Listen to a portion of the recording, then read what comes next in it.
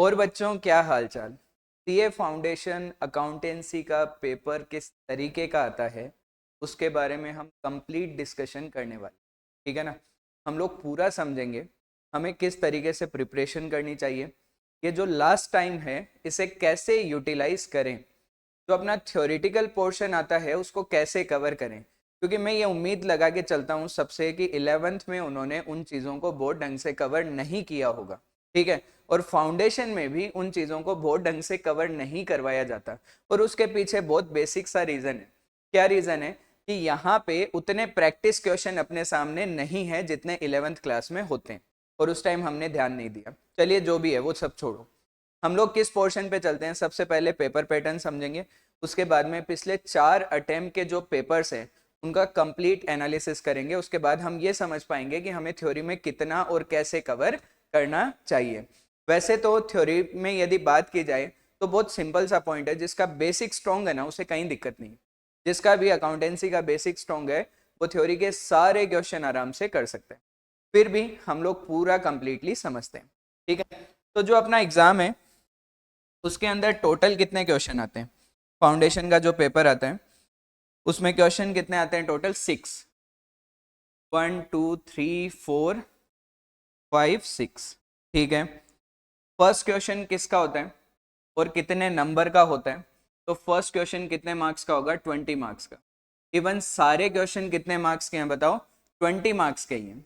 चलिए ठीक है, सारे 20 के हैं और 6 क्वेश्चन है, तो ये तो 120 का पेपर हो गया एकदम। जो अपना फर्स्ट क्वेश्चन है ना वो आपको अटेम्प्ट करना कंपलसरी है, फर्स्ट क्वेश्चन कंपलसरी है।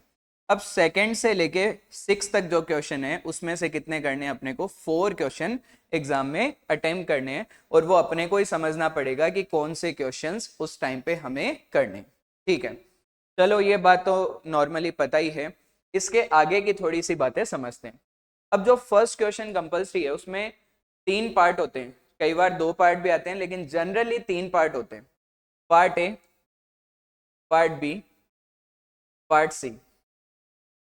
पार्ट ए किसका आता है, पार्ट ए आता है true false, true and false, ठीक है। कितने मार्क्स का, 2 मार्क्स के इसमें 6 पॉइंट होते हैं, टोटल कितने हो गए 12 नंबर, ठीक है। बी पार्ट आता है वो 4 मार्क्स का आता है, जनरली इसके अंदर थ्योरी होती है, ठीक है ना। थ्योरी वैसे प्रैक्टिकल बेस्ड ही होती है, थ्योरी के 4 पॉइंट भी हो सकते हैं या फिर 2 पॉइंट भी हो सकते हैं। मतलब जो हम बी पार्ट की बात कर रहे हैं इसमें फर्स्ट सेकंड ऐसे 2 पोर्शन भी हो सकते हैं, या 4 भी हो सकते हैं, 1 2 3 4 ऐसे भी हो सकते हैं। अभी पेपर में देखेंगे हम समझेंगे, ठीक है। पार्ट सी जो होता है ये प्रैक्टिकल क्वेश्चन होता है, प्रैक्टिकल क्वेश्चन होता है। इसके अंदर किसी भी चैप्टर का क्वेश्चन जनरली उस चैप्टर का आता है जो हमने 11th में कवर किए हुए जनरली, ठीक है ना। अभी इसके बारे में भी हम लोग बात करेंगे। ये जो पोर्शन है ना ये अटेम्प्ट करना कंपलसरी है, मतलब सेकंड से लेके 6 में यदि अपना कोई चैप्टर वीक है और वो किसी पर्टिकुलर क्वेश्चन में है तो उसे हम इग्नोर कर सकते हैं, सही बात है। लेकिन फर्स्ट क्वेश्चन तो कंपलसरी है, वो सबको अटेम्प्ट करना भी पड़ेगा। इवन सबसे कम टाइम इसी में लगेगा अटेम्प्ट करने में। लेकिन पता है हम लोग क्या करते हैं, हम लोग बाकी चैप्टर्स की अच्छी तैयारी करते हैं और इस पोर्शन को इग्नोर करके जाते हैं। एग्जाम के अंदर इस पोर्शन में इजीली नंबर स्कोर किया जा सकता है।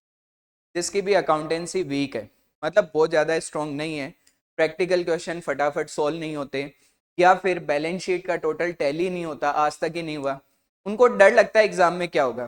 तो एग्जाम में क्या होगा वो डर हटाने के लिए ये 20 नंबर की तैयारी हमें बहुत ज़्यादा ढंग से कर लेनी चाहिए, ठीक है। चलो फिर जो ये पोर्शन आते हैं second, third, fourth, fifth, six, इन सब के अंदर या तो क्वेश्चन 2 पार्ट में होंगे या 3 पार्ट में, ठीक है।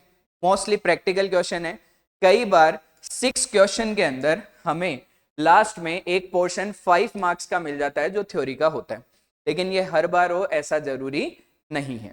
चलिए ठीक है, तो सबसे पहले हम क्या करते हैं कि जो जून वाला एग्जाम था जून 23, उस एग्जाम के पेपर को पूरा समझते हैं, ठीक है।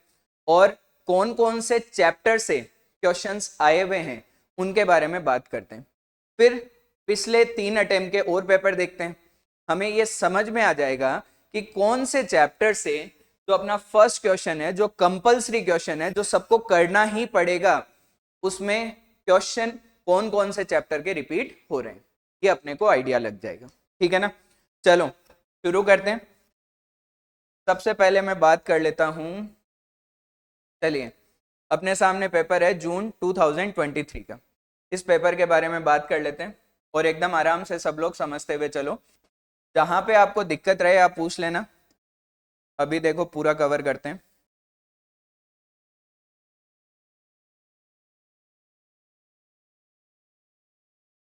चलो देखो, सबसे पहले इसमें लिखा हुआ है क्वेश्चन नंबर 1 इज कंपल्सरी। ये हमें ऑलरेडी पता है कि फर्स्ट क्वेश्चन कंपल्सरी है और बाकी में से 4 करना है, कितने में से, 5 में से। चलिए ठीक है, अब हम केवल फर्स्ट क्वेश्चन की बात करते हैं। सबसे पहले फर्स्ट क्वेश्चन का ए पार्ट किससे रिलेटेड है बताओ, ट्रू फॉल्स से रिलेटेड है। ठीक है, कितने मार्क्स का है, देखो 6 मार्क्स का है और एक क्वेश्चन 2 मार्क्स का है। 6 क्वेश्चन है, एक क्वेश्चन 2 मार्क्स का है, टोटल कितने मार्क्स हो गए, 12 मार्क्स हो गए। ठीक है, first question, as per the concept of conservatism the accountant should provide for all possible losses but should not anticipate income. ठीक है, आंसर तो आपको हो सकता है पता हो, आंसर आप देख भी लोगे, वो सब ठीक है। ये कौन से चैप्टर से क्वेश्चन है, अपने चैप्टर बताता हूं मैं आपको पहले। देखो एक मिनट, यहाँ पे चलते हैं हम। देखो एक बार यहाँ पे भी ये चीजें समझ लेते हैं। फर्स्ट है meaning and scope of accounting, accounting concept, principle and conventions, accounting terminology, capital and revenue expenditure, contingent asset, contingent liabilities, accounting policies, accounting as a measurement discipline, valuation principle, accounting estimate, accounting standard, Indian accounting standard. इनमें से कौन से chapter ऐसे हैं जो हर बार exam में repeat हुए? ठीक है, तो देखो कौन सा हुआ है, unit number 2 accounting concept, principle and convention. ठीक है, unit number 4 capital and revenue expenditure, unit number 5 contingent asset and contingent liabilities, और 6 और 7 दोनों में से एक में से हमें क्वेश्चन मिल जाएगा। अकाउंटिंग स्टैंडर्ड फाउंडेशन में अप्लीकेबल नहीं है, कोई गलती से बाय चांस किसी अकाउंटिंग स्टैंडर्ड का नेम यदि ये पूछ लें, वैसे तो इन्होंने मॉड्यूल में भी लिखा हुआ है कि अकाउंटिंग स्टैंडर्ड जो है वो फाउंडेशन के सिलेबस में एप्लीकेबल नहीं है। ठीक है ना, और इंडियन अकाउंटिंग स्टैंडर्ड, इससे भी हमें मतलब नहीं है। Meaning and scope of accounting से मतलब नहीं है। अकाउंटिंग टर्मिनोलॉजी का मीनिंग ऑलरेडी प्रैक्टिकल क्वेश्चन करते करते हमें सारे टर्मिनोलॉजी पता चल गए हैं, फिर भी मान लो आपको लगता है वीक है तो एक बार इसको रीडिंग लगा लेना। ठीक है, अब वापस पेपर पे चलते हैं। देखो हमने ये सारे देख लिए, पेपर देखो। तो फर्स्ट क्वेश्चन है वो किससे रिलेटेड है, यूनिट 2। यूनिट 2 किसकी थी बताओ, accounting concept, principle, accounting concept से रिलेटेड थी, अकाउंटिंग प्रिंसिपल, अकाउंटिंग कन्वेंशन। ठीक है, सेकंड देखो ये रेवेन्यू एक्सपेंडिचर है या कैपिटल एक्सपेंडिचर है, तो कैपिटल एंड रेवेन्यू आइटम अपनी यूनिट थी, अभी हमने चेक किया, उससे क्वेश्चन था। इसमें लिखा हुआ है एरर, ये कौन सा है, रेक्टिफिकेशन ऑफ एरर। ठीक है, फोर्थ किससे रिलेटेड है, कंसाइनमेंट से रिलेटेड है। फोर्थ किससे रिलेटेड है, कंसाइनमेंट से रिलेटेड है। फिफ्थ किससे रिलेटेड है, company, issue of debenture, issue of debenture. ठीक है, और सिक्स किससे रिलेटेड है, non manufacturing entity, non manufacturing entities. ठीक है, मतलब आप यहां पे समझ पा रहे हो कि प्रैक्टिकल जो क्वेश्चंस है उनमें तो हमें फिक्स पता है कि कहां कहां से क्वेश्चन आते हैं, थ्योरेटिकल कहां से आते हैं, उनके चैप्टर कौन से हैं, कैपिटल एंड रेवेन्यू आइटम। ठीक है, और कौन सा है बताओ इसके अंदर, अकाउंटिंग कॉन्सेप्ट, प्रिंसिपल वाला है, और कौन सा है, कंटीजेंट असेट, कंटीजेंट लाइबिलिटीज वाला है। इसमें क्वेश्चन नहीं है, हालांकि रेक्टिफिकेशन ऑफ एरर है, और कंपनी का एक क्वेश्चन डेफिनेटली आपको यहाँ पे देखने को मिलेगा, और यहाँ पे दिया हुआ है नॉन मैन्युफैक्चरिंग एंटिटीज। ठीक है, लेकिन इससे हमें क्या आइडिया लगा, जरूरी थोड़ी है यही चैप्टर रिपीट हो। एक काम करते हैं, अब हम लोग क्या करते हैं, ये अपना था जून 23 का पेपर, इससे पहले का पेपर ओपन करते हैं। चलिए ठीक है, देखते हैं। जून 23, दिसंबर 22।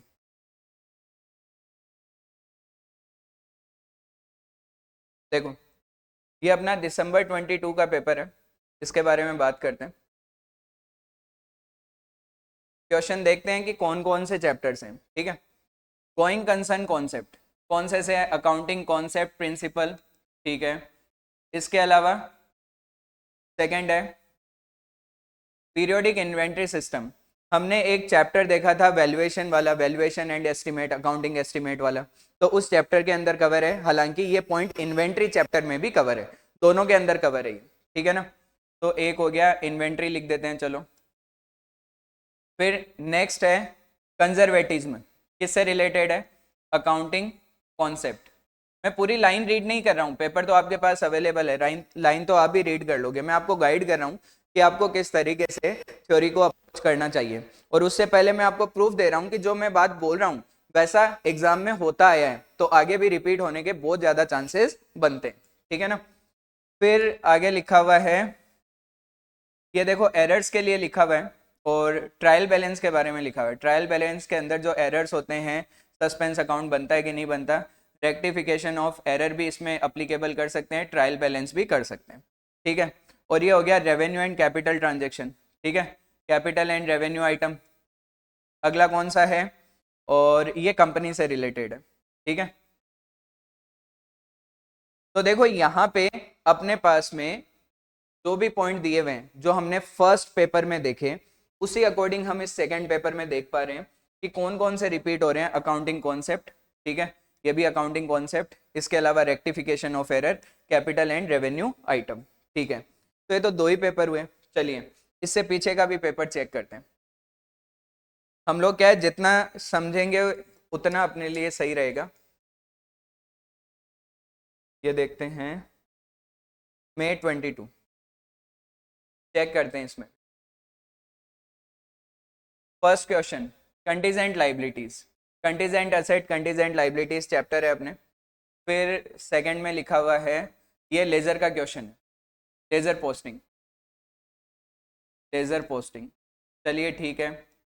फिर नेक्स्ट है एवरेज ड्यू डेट, ठीक है। उसके बाद में revenue and capital item, revenue and capital item, ठीक है। फिर नेक्स्ट लिखा हुआ है डिवेंचर सस्पेंस अकाउंट, इसका मतलब कंपनी चैप्टर से, issue of debenture, issue of debenture, ठीक है। और ये हो गया ट्रायल बैलेंस से रिलेटेड रेक्टिफिकेशन ऑफ एरर।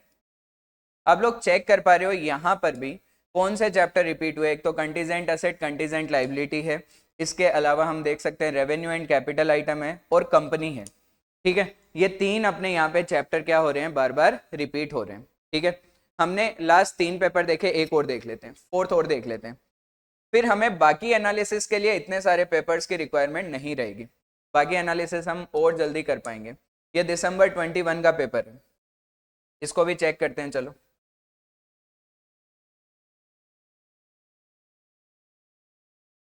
ये देखो revenue expenditure, capital and revenue item, ठीक है। और ये भी capital expenditure, capital and revenue item. और provision for bad debts is debited to sundry debtors account, ठीक है। ये अपनी बेसिक अकाउंटिंग से रिलेटेड है। फिर भी मैं इस टॉपिक को फाइनल अकाउंट में लिख देता हूँ, final account. Non participating preference share, ये किस में आएगा बताओ, इशू ऑफ शेयर, कंपनी वाले चैप्टर में, ठीक है।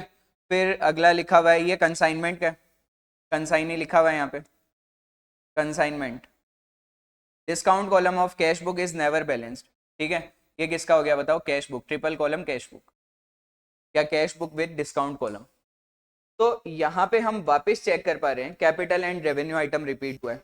आप लोग देख पा रहे हो कि कैपिटल और रेवेन्यू आइटम जो चैप्टर है उसमें से 2-2 क्वेश्चन रिपीट हो रहे हैं। अपने को साफ साफ यहाँ पे पता चल रहा है कि 2 क्वेश्चन उसमें से रिपीट हो रहे हैं, ठीक है। हम लोग अब वापस चलते हैं अपनी स्लाइड पे, अपने को समझ में आएगा।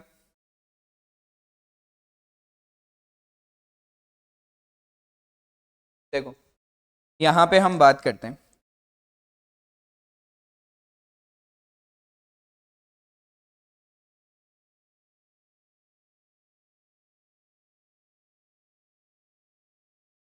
काफ़ी चीज़ें हैं जो अपने को समझनी पड़ेगी, बहुत थ्योरेटिकल पोर्शन है, लेकिन फिर भी मैक्सिमम कवरेज हम कम से कम टाइम में कैसे कर पाएँ उसके बारे में भी हम बात करेंगे। देखो अब आपको क्या करना है, यूनिट नंबर सेकंड एकदम ढंग से करनी है। 2 नंबर के लिए भी ये काफ़ी इंपॉर्टेंट है। देखो हम लोग सोचते हैं 2-2 नंबर से क्या होता है, बहुत कुछ होता है, 2-2 नंबर मिलके ये 12 नंबर है, और ऐसे ही हम इनको छोड़ नहीं सकते, ठीक है। और इसका क्वेश्चन तो आपको डेफिनेटली देखने को मिलेगा। एक आपको कैपिटल एंड रेवेन्यू एक्सपेंडिचर, ये चैप्टर आपको छोड़ना ही नहीं है, बिल्कुल भी नहीं छोड़ना है। इससे आप देख रहे हो कि किसी किसी पेपर में 2-2 क्वेश्चन आ रहे हैं, मतलब 4 नंबर का हो गया ये, ठीक है ना। फिर आगे नेक्स्ट है कंटीजेंट असेट कंटीजेंट लाइबिलिटी, इसमें से भी आपको क्वेश्चन मिल जाएगा, और जहां तक चांस लगता है इस वाले एग्जाम में भी आएगा। फिर आगे देखते हैं अकाउंटिंग पॉलिसीज और accounting as a measurement discipline, valuation principle, accounting estimate. जो ये यूनिट 7 है ना, ऑलरेडी हम प्रैक्टिकल क्वेश्चन के साथ में कवर कर लेते हैं, फिर भी यदि आप एक बार इसे पढ़ लोगे तो कुछ बिगड़ नहीं जाएगा, ठीक है ना, रीड कर लेना। लेकिन ये जो भी चीजें इसमें लिखी हुई होगी, जैसे इन्वेंट्री से रिलेटेड हो गई, या फिर अकाउंटिंग एस्टिमेट से रिलेटेड हो गई, प्रोविजन वगैरह कैसे बनते हैं उनसे रिलेटेड हो गई, तो ये ऑलरेडी हम लोग कवर कर चुके हैं, ठीक है, ये हमें ऑलरेडी आता है। अकाउंटिंग स्टैंडर्ड नहीं करना है, इंडियन अकाउंटिंग स्टैंडर्ड नहीं करना है, ठीक है। तो अपने को इसमें फर्स्ट चैप्टर में कौन कौन सी यूनिट करनी है, यूनिट 2, यूनिट 4, यूनिट 5, यूनिट 7। अब यहाँ पे ये दिक्कत आती है कि मैं यदि तुम्हें ये बोलूं कि ये बाकी चैप्टर पढ़ो ही मत, और एग्जाम में इससे क्वेश्चन आए तो बोलोगे कि यार सर ने मना किया था, ऐसा नहीं है। मैं आपको ये बोल रहा हूँ कि किन चैप्टर में से क्वेश्चन रिपीट होते हैं जिन पे आपको ज्यादा ध्यान देने की जरूरत है। थ्योरी का पोर्शन कम इंटरेस्टिंग लगता है अकाउंटेंसी में, और हम लोग देख पा रहे हैं कि इन चैप्टर से अपने को रिपीटेड क्वेश्चन मिल रहे हैं। अब जब रिपीटेड क्वेश्चन मिल रहे हैं तो हमें इन पे ज्यादा फोकस करना चाहिए, ठीक है। चलो, इन चैप्टर्स की मैं आपको वीडियोस भी दूंगा जिनमें आप आराम से इसे कवर कर सकते हो, तरीका भी बताऊंगा, शॉर्ट ट्रिक भी बताऊंगा कि कैसे एग्जाम में आइडेंटिफाई करें और किस तरीके से इनको आंसर करें। इनको बहुत डिटेल में नहीं लिखना होता है, 1-2 लाइन में आंसर करना होता है, उसके बारे में भी हम बात करेंगे। लेकिन आगे बढ़ते हैं, अभी तक अपना एनालिसिस कंप्लीट नहीं हुआ है, आगे चलते हैं हम लोग।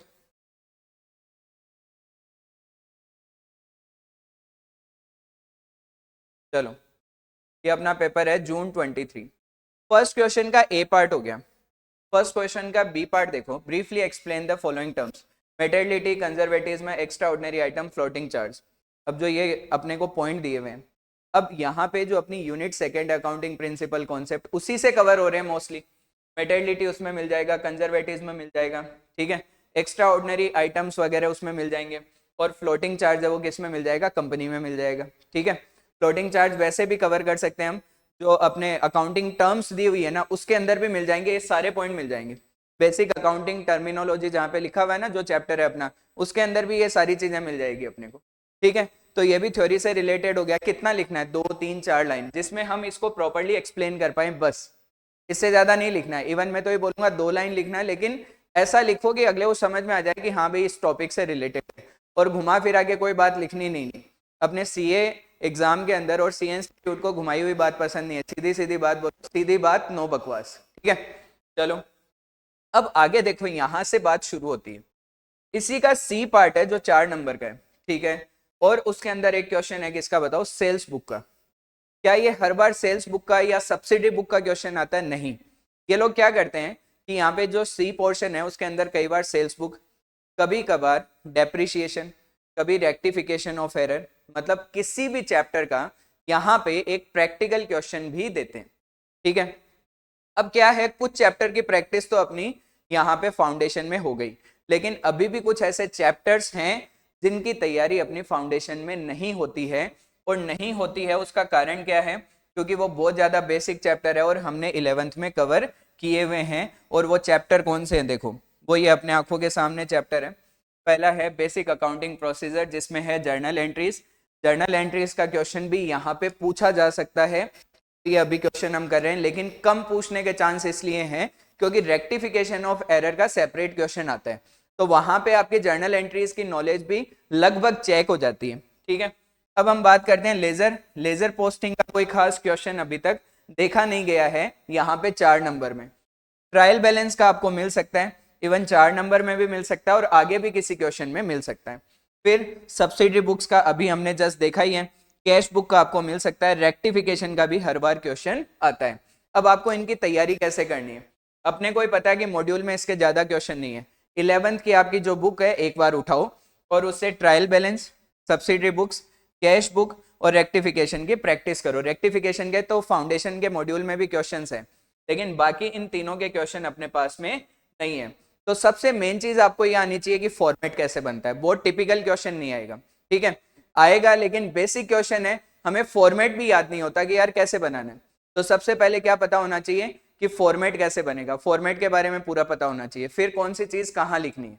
इतनी सी बात यदि हम समझ लें तो यहाँ पे जो फर्स्ट क्वेश्चन का सी पार्ट है उसमें अपने को प्रॉब्लम नहीं आएगी, क्योंकि ये बहुत ज्यादा बेसिक चीजें हैं और फाउंडेशन की प्रिपरेशन हम कहीं से भी कर रहे हो, इन चीजों को हम इग्नोर करके चलते हैं कि यार जर्नल तो पढ़ लिया था, लेजर कर लिया, ट्रायल बैलेंस कर लिया, इनमें तो क्या करना है।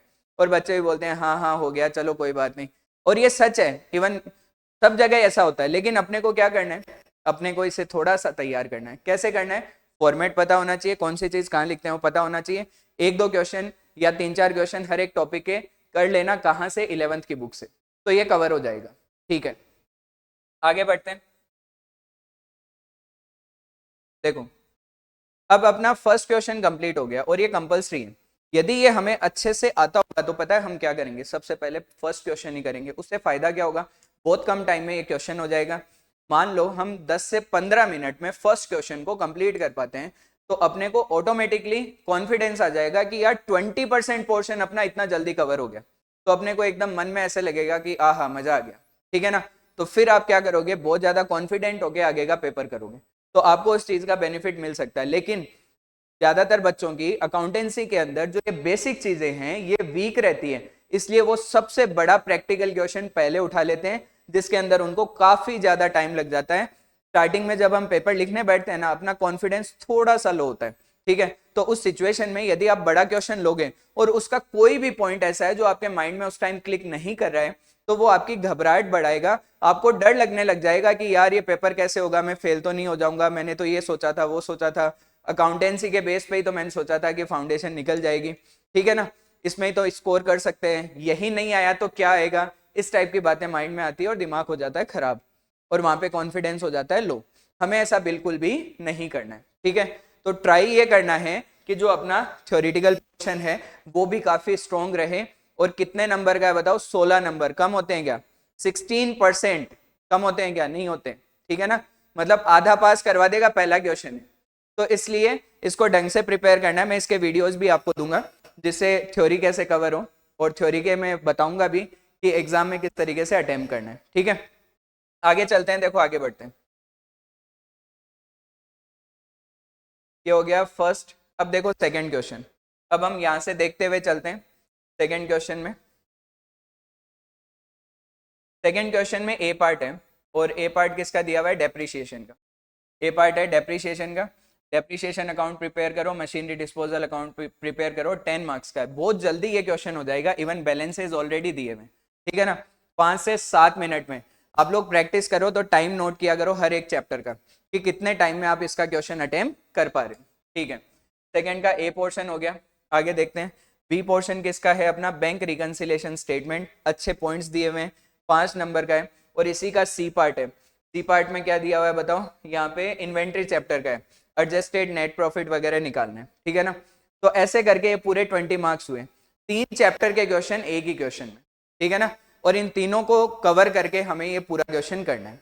चलिए ठीक है, और ज्यादा टाइम नहीं लगना चाहिए, टाइम भी बहुत मैनेज करना पड़ेगा। फिर आगे चलते हैं। थर्ड का ए है कंसाइनमेंट का, और थर्ड का जो बी है वो है rectification, sorry bill of exchange का।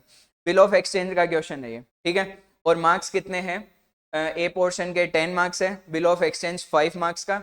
अब देखो ये सी पार्ट है, हर बार हर पेपर में जो account current, average due date, sale और रिटर्न बेसिस, इस टाइप के जो ये चैप्टर हैं, इन इन चैप्टर में से किसी 2 चैप्टर में से क्वेश्चन आता है, वो भी ऑप्शन में आता है। तो देखो जैसे ये अपना फर्स्ट क्वेश्चन हो गया एवरेज ड्यू डेट का, इसी के ऑप्शन में कौन सा क्वेश्चन दिया हुआ है, यहाँ पे लिखा हुआ है इन्वेंट्री का है ये तो, ओके, सॉरी सेल और रिटर्न का ही है। देखो यहाँ पे लिखा हुआ है ये रहा, सेल और रिटर्न बेसिस, ठीक है ना। तो हमारे पास में चैप्टर्स जो है सेल और रिटर्न, अकाउंट करंट और एवरेज ड्यू डेट, इनमें से किन्हीं भी 2 चैप्टर का यहाँ पे ऑप्शन मिल जाता है अपने को, ठीक है। इससे पिछले पेपर में भी हम चेक करेंगे, ऐसा ही दिया हुआ रहेगा, देखना आप। आगे चलते हैं। फोर्थ का ए पोर्शन। फोर्थ का ए पोर्शन किससे रिलेटेड है, काफी बड़ा क्वेश्चन है, इनकम एंड एक्सपेंडिचर एनपीओ का है। और कितने नंबर का है, देखो 15 नंबर का है। और इसी के बी पार्ट में आपको पार्टनरशिप मिल रहा है, कितने नंबर का है, 5 नंबर का है। फिफ्थ क्वेश्चन किससे रिलेटेड है, पार्टनरशिप का। फिफ्थ क्वेश्चन भी पार्टनरशिप का और काफी बड़ा है, और शायद ये 20 नंबर वाला क्वेश्चन लग रहा है मुझे, अभी तक चलता ही जा रहा है, 20 मार्क्स, ठीक है ना। अब देखो स्टार्टिंग में मान लो अपनी पार्टनरशिप बहुत स्ट्रांग है, लेकिन स्टार्टिंग में इस क्वेश्चन को लेके बैठ गए ना, ये टाइम काफी खा जाता है। फर्स्ट क्वेश्चन वो करो जिसमें कम टाइम लगे और फटाफट हो जाए, उससे कॉन्फिडेंस बनता है। मैं ये नहीं कह रहा कि ये क्वेश्चन आपसे होगा नहीं, आराम से हो जाएगा, लेकिन स्टार्टिंग में इतने बड़े क्वेश्चन को मत उठाओ, नहीं तो प्रॉब्लम हो सकती है। स्टार्टिंग में ऐसे क्वेश्चन लो जैसे छोटा क्वेश्चन हो, कम टाइम में हो जाए और ज्यादा वेटेज रखता हो मार्क्स वाइज, ठीक है ना। आगे बढ़ते हैं। अब देखो सिक्स का ए है वो कंपनी का है, ये 15 मार्क्स का है, इसके साथ में थ्योरी दे दी, what are the importance of journal, 5 marks. अब ये अनएक्सपेक्टेड थ्योरी है, यहाँ पे आपकी बेसिक नॉलेज काम आएगी। ऐसे बहुत सारे पॉइंट अकाउंटिंग में से निकल के आ सकते हैं जो एग्जाम में आपको डायरेक्टली लगे। अब क्या होता है कि 15 मार्क्स का जो एक क्वेश्चन है ये काफी आसान है, इसे हम छोड़ना नहीं चाहते, लेकिन इससे रिलेटेड जो थ्योरी है उसके बारे में हमने कुछ पढ़ा ही नहीं है। भाई इंपॉर्टेंस ऑफ जर्नल हमें ऐसे तो पता है, लेकिन पॉइंट वाइज एग्जैक्टली नहीं पढ़ा हुआ, इसलिए हमें थोड़ी सी दिक्कत आती है। तो इन चीजों को एग्जाम में बैलेंस करते हुए चलना है, डरना नहीं है। जो इंपॉर्टेंस हम लोग सोचते हैं वो इंपॉर्टेंस है, इसकी लैंग्वेज थोड़ी बहुत चेंज हो सकती है, ठीक है ना। चलो थोड़ा और समझते हैं, कंप्लीट नहीं हुआ अभी, बस एक दो बातें और बतानी है, इतने में समझ में आ जाएगा सर।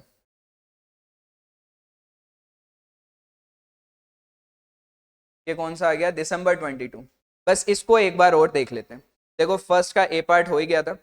अब देखो फर्स्ट का जो बी पार्ट है, difference between provision and contingent liability. Provision और कंटीजेंट लाइबिलिटी में क्या डिफरेंस होता है वो हमें बताना है, ठीक है। ये भी सेपरेट यूनिट है, मैंने आपको बताया था। कंटीजेंट असेट, कंटीजेंट लाइबिलिटी वगैरह ये आपको ढंग से पढ़ना है, ठीक है। प्रोविजन, रिजर्व, ये सब क्या होते हैं।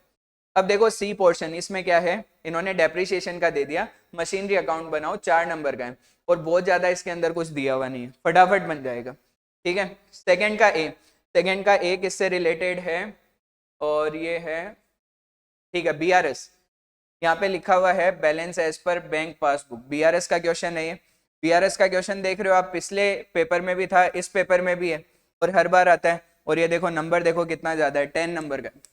आगे बढ़ते हैं, सेकंड का बी देखते हैं। सेकंड के बी में है trial balance, errors, rectification of errors, ठीक है। ये भी कितने का है, 10 मार्क्स का है।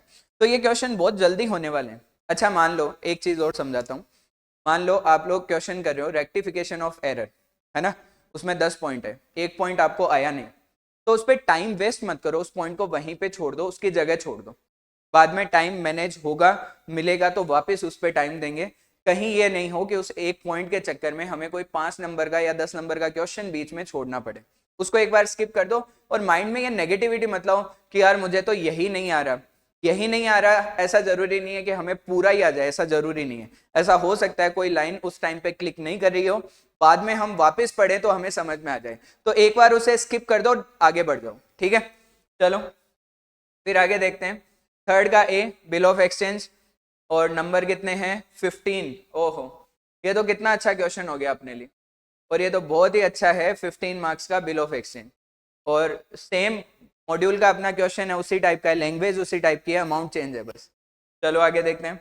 और बी पोर्शन है वो 5 मार्क्स का है, और ये किसका है, अकाउंट करंट। देखो अब अकाउंट करंट आया तो इसके साथ ऑप्शन आएगा, और लिखा हुआ है, और में कौन सा है, एवरेज ड्यू डेट है। तो इन दोनों में ऑप्शन है, अकाउंट करंट करो या फिर एवरेज ड्यू डेट करो, ठीक है। लेकिन मैं ये नहीं कह रहा हूं कि आपको इन दोनों में से एक ही चैप्टर पढ़ना है, ऐसा बिल्कुल नहीं है। चलो आगे। फोर्थ का ए पोर्शन पार्टनरशिप से रिलेटेड है क्या ये, हाँ, partners, X and Y capital account दिया हुआ है, और 10 मार्क्स का है। और B portion income and expenditure मतलब एनपीओ। और आप ये नोटिस करना कि एनपीओ और पार्टनरशिप आसपास से मिलती है जनरली, और इसके क्वेश्चन भी काफी अच्छे आते हैं, आपको एग्जाम में भी सॉल्व करके मजा आएगा। ये तो एनपीओ का बहुत छोटा सा ही क्वेश्चन है, बहुत जल्दी बन जाएगा, ठीक है। अब देखो फिफ्थ का ए, यहाँ पे लिखा हुआ है prepare a triple column cash book. अब कैश बुक बनाना अपने लिए बहुत आसान है, लेकिन एक बार यदि आपने फॉर्मेट रिवाइज नहीं किया है तो दिक्कत आती है। अपने को ऐसे सोचना पड़ता है यार इसमें क्या करना है, उसमें क्या करना है, कॉन्ट्रा आइटम क्या होते हैं, डिस्काउंट के कॉलम को कैसे मैनेज करना है, ये सब चीजें एक बार देखी हुई होनी चाहिए, ठीक है ना। तो एक बार 11th की बुक से इसे प्रॉपरली चेक कर लेना, ठीक है। चलो आगे बढ़ते हैं। बी पोर्शन दिया हुआ है अपने को, ये पार्टनरशिप का, ये 5 मार्क्स का, और सी पोर्शन अपने को गिवन है इसी में, P&L अकाउंट, ये चीज़ें रह गई थी, बैलेंस शीट बनानी है, फाइनल अकाउंट 10 मार्क्स, ठीक है। 6 का ए पोर्शन वही कंपनी का 15 मार्क्स का क्वेश्चन, और 6 का बी पोर्शन थ्योरेटिकल, इसमें हमें एग्जाम्पल देने हैं और 5 मार्क्स का क्वेश्चन है, ठीक है। पीपीई से रिलेटेड ये क्वेश्चन है। तो बेसिकली जो मैं आपको बताना चाह रहा हूँ और जो मैं आपको इसमें प्रॉपरली समझाना चाह रहा हूँ वो बात क्या है वो समझो। देखो, फर्स्ट क्वेश्चन अपना क्या रहेगा, कंपल्सरी, ठीक है। फर्स्ट क्वेश्चन में सबसे पहला पार्ट है वो थ्योरेटिकल है, मतलब मैं ऐसे बोल दूं कि अपना फर्स्ट क्वेश्चन है, ये अपना फर्स्ट क्वेश्चन है। फर्स्ट क्वेश्चन के 3 पार्ट है, part A, part B, part C. ये है 6 इंटू 2, 12 मार्क्स, ट्रू फॉल्स। ये भी थ्योरेटिकल क्वेश्चन है, 4 मार्क्स, और ये प्रैक्टिकल क्वेश्चन है, और कितने मार्क्स बताओ, 4 मार्क्स। लेकिन ये जो प्रैक्टिकल है ये काफ़ी छोटा क्वेश्चन है। यदि आपके ये पोर्शन स्ट्रॉन्ग कर लेते हो, इस पोर्शन के अंदर 20 मार्क्स लाना इतना मुश्किल नहीं है। कोई अनएक्सपेक्टेड पॉइंट आ गया या ऐसा पॉइंट आ गया जो आपने कभी नहीं पढ़ा हो तो अलग बात है, अदरवाइज आप इस पोर्शन को बहुत कम टाइम में, इवन मैं तो ये कहूंगा कि एग्जाम में 15 मिनट में ये कंप्लीट हो जाना चाहिए, 15 मिनट्स के अंदर इसे कंप्लीट कर दो, ठीक है ना। और उस टाइम आपका कॉन्फिडेंस देखना, आपको खुद को अंदर से फील होगा कि यार मजा आ गया आज तो पेपर देके, ठीक है। फिर आगे बढ़ते हैं। अब देखो, सेकंड से लेके 6 तक यदि हम चलें, 3, 4, 5, ठीक है, इनमें से हमें कोई भी 4 क्वेश्चन करने, ठीक है। अब हमें मान लो सारे चैप्टर आते हैं तो हमारे लिए सारे ऑप्शन खुले हैं, ठीक है। कंपनी का जो 6 क्वेश्चन आता है, 15 मार्क्स का कंपनी का क्वेश्चन है, जिसमें इश्यू ऑफ शेयर प्लस उसकी बैलेंस शीट कई बार पूछी जाती है और कई बार नहीं भी पूछते। मतलब इश्यू ऑफ शेयर का इतना सिंपल क्वेश्चन और 15 मार्क्स का दिया हुआ है, जिसमें हम आराम से बहुत कम टाइम में इसे हम लोग कंप्लीट कर सकते हैं। ये 5 मार्क्स का यहाँ पे क्या आता है बताओ, थ्योरी आती है। यदि हमें ये 5 मार्क्स की थ्योरी अच्छे से आ रही है, ठीक है, और ये तो 15 मार्क्स का आना ही चाहिए, मतलब इश्यू ऑफ शेयर में कोई गड़बड़ नहीं करनी, आपको आना ही चाहिए। अच्छे से प्रैक्टिस करो, अपने मॉड्यूल में क्वेश्चन कम है तो और किसी भी बुक से प्रैक्टिस करो, इवन चाहे 12th की बुक से प्रैक्टिस करो, उसमें भी अच्छे क्वेश्चन मिल जाएंगे, ठीक है ना। ये तो आना ही चाहिए। अब साथ में ये 5 नंबर अपने को चाहिए, तो ये बेसिक से रिलेटेड क्वेश्चन होता है और ये किसी भी चैप्टर में से आ सकता है, ये अनएक्सपेक्टेड है, ठीक है ना। तो इसके लिए भी आपको थोड़ा सा तैयार रहना पड़ेगा। एग्जाम में आपने सीधा यही चेक किया कि 6 का बी पार्ट क्या है, और बी पार्ट यदि हमें आता है और ए पार्ट कंपनी है, फटाफट उसको करना, सोल्व करना शुरू किया। मतलब फर्स्ट क्वेश्चन हुआ, फिर सीधा कौन सा हुआ, 6 क्वेश्चन हुआ, ठीक है। कंपनी वाले में आपको 15 से 20 मिनट लगने चाहिए, इससे ज्यादा टाइम बिल्कुल नहीं लगना चाहिए। बैलेंस शीट के साथ में बता रहा हूं, बिना बैलेंस शीट के 10 मिनट्स, ठीक है। तो स्टार्टिंग के 15 से 20 मिनट में हमने कवर किया फर्स्ट क्वेश्चन, और आगे 20 मिनट और मान लेते हैं। इवन मैं तो ये कहूंगा फर्स्ट क्वेश्चन 15 मिनट में और 6 क्वेश्चन भी 15 मिनट में, 30 मिनट के अंदर ये पूरा पोर्शन कवर हो जाना चाहिए, ठीक है ना। आधे घंटे में आप 40% पेपर यदि कर लेते हो तो उसके बाद में आपको कम टाइम लगेगा। देखो, अपने को एनपीओ के लिए, अपने को पार्टनरशिप के लिए, अपने को फाइनल अकाउंट के लिए ज्यादा टाइम चाहिए होता है, ठीक है। तो फिर क्या करो, फिर आओ सेकंड या थर्ड क्वेश्चन में, जिसमें बीआरएस, रेक्टिफिकेशन, डेप्रिसिएशन, ये वाले चैप्टर हो, और ये फटाफट हो जाएंगे, इनमें कम टाइम लगेगा, ठीक है। और बाद में किसका नंबर लेना है, बाद में अपने को 4th और 5th में से एक चूज करना है। 4th और 5th दोनों के अंदर पार्टनरशिप का क्वेश्चन मिलेगा, एक में छोटा क्वेश्चन रहेगा, एक में बड़ा क्वेश्चन रहेगा, ज्यादातर यही चांस है, ठीक है ना। इवन 20 नंबर का अकेली पार्टनरशिप का भी क्वेश्चन आया हुआ है। 15 और 5 का जनरली इनका रेशियो रहता है कि किसी एक क्वेश्चन में 15 मार्क्स का पार्टनरशिप का क्वेश्चन है, किसी एक में 5 मार्क्स का पार्टनरशिप का क्वेश्चन है। तो आपको थोड़ा सा ध्यान रखना है, यदि पार्टनरशिप 5 नंबर का है तो जनरली एनपीओ का क्वेश्चन 15 नंबर का मिलेगा, ठीक है ना। तो एनपीओ और पार्टनरशिप में अच्छे से तैयारी होनी चाहिए, और मैं तो ये कहूंगा कि सबसे लास्ट में ये वाला पोर्शन उठाना, और उस टाइम आपके पास में, आपके हाथ में 1 घंटा बचा हुआ हो, तब आप आराम से दोनों क्वेश्चन निपटा सकते हो। तो आप लोग यदि स्ट्रेटेजी बना के चलोगे, इवन अभी कोर्स जब आपका हो जाए उसके बाद में आप प्रैक्टिस भी इसी तरीके से करके देखो कि क्या आप 3 घंटे या उससे पहले पेपर कर पाते हो। इवन यहाँ पे यदि आपसे 2.5 घंटे में पेपर हो रहा है तो एग्जाम में एकदम डेफिनेटली आप 3 घंटे में पेपर कर लोगे। थोड़ी सी स्पीड बनाओ, कैलकुलेटर अपने पास है, कैलकुलेटर पे भी स्पीड बनाओ, कैलकुलेशन को और कैसे जल्दी किया जा सकता है उन पे ध्यान दो। यदि कोई चीज फिक्स फॉर्मेट से रिलेटेड है, फटाफट फॉर्मेट में सारी चीजें लिखो, फिर देख के अमाउंट लिखो, मतलब टाइम कम से कम अपना वेस्ट होना चाहिए, ठीक है।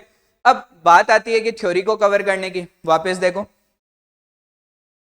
ये वाले जो पोर्शन है, अकाउंटिंग कॉन्सेप्ट, प्रिंसिपल, कन्वेंशन और capital and revenue expenditure, contingent asset, contingent liability, ठीक है, वैल्यूएशन प्रिंसिपल, ये सब चीजें इन सब के वीडियोस में आपको प्रोवाइड करूंगा, ठीक है। उनसे आप तैयार करना और लगभग मैं श्योर हूं कि उनमें से आपको क्वेश्चन डेफिनेटली एग्जाम में मिल जाएंगे, ठीक है।